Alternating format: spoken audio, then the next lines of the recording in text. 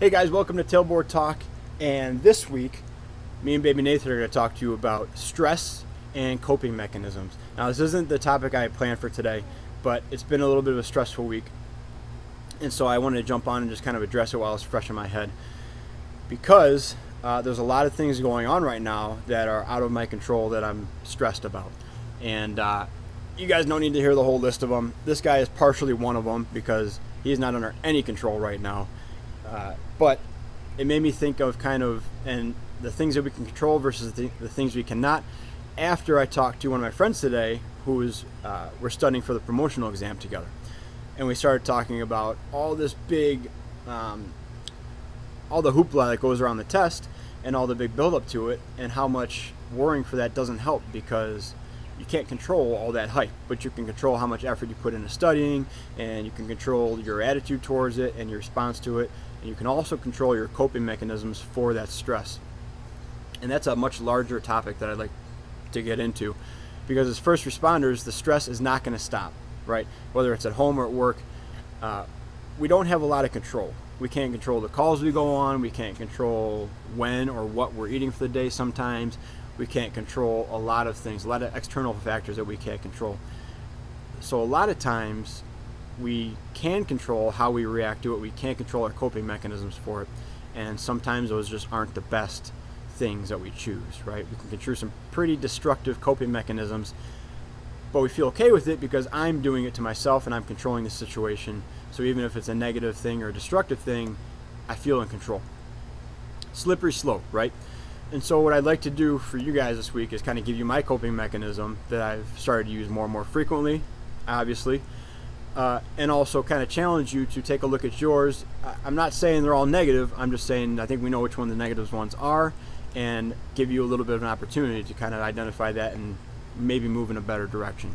So here's my coping mechanism. When I feel stressed out, and I put it up on the 4Shift page a few times now, is I do that long, slow state cardio. So I'll get on the step mill, or I'll get on the bike, or I'll get on the treadmill and put it up at an incline, just kind of walk. Sometimes I wear a vest, sometimes I don't. Sometimes I watch Netflix, sometimes I don't. It kind of depends on what I'm feeling. But I know that after about 45 minutes to an hour of walking, if I had thought like, man, I could really go for a drink right now, or I want to just destroy that tray of donuts at the hospital while I'm ready to report, if I can somehow get past doing that and choose not to do that, and then choose to go do the physical thing, I know that that's, first of all, better for me, right? And then second of all, I'll have just done an hour's worth of positive work, and I don't want to ruin that by eating a tray of donuts or having a drink. So that's kind of my coping mechanism. Now, listen, they have these apple strudel things or some kind of Danish thing at the hospital, and whether I'm stressed or not, I'm going to eat that every single time. But I can control if I'm really stressed, if I'm going to do that or not, and that sets a positive framework for next time I'm stressed. I know I have the control to choose my coping mechanism. Like I said, guys, not all the time. Eating a donut when you're stressed isn't necessarily the worst thing in the world. If every time you get stressed you need a donut to calm down or another substance, then we need to start looking at kind of external support system to help us not choose that. So that's part 2 of this thing.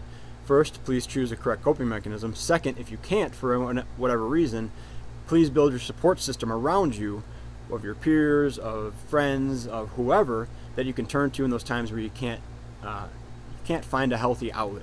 So today, for example, stressed out, tried to do my coping mechanism, and main man over here took a stage 4 dump in a stage 2 diaper. And then Katie wasn't coming home for another hour, and he was hungry, obviously, because he was empty after that. So I was sitting there in my workout clothes with the treadmill on, feeding him a bottle for an hour, and I still haven't done it. However, I was able to jump on to my Instagram group with my ladder coaches, and we had a good conversation. I was able to kind of decompress through that. So first one is make good decisions. Second one is build that team around you in case the physical outlet isn't there. All right, guys, I hope you enjoyed that. I hope it was beneficial. Please share your coping mechanisms with me, positive or negative, that's up to you. And then if you need any more help figuring out a physical outlet, let me know. Okay, that's what I want to be here for, is for you guys to stay on the right track or just kind of make one more better decision than yesterday. Okay, I hope you enjoyed it. I'll talk to you soon. For me and Nathan, be a 4-shifter.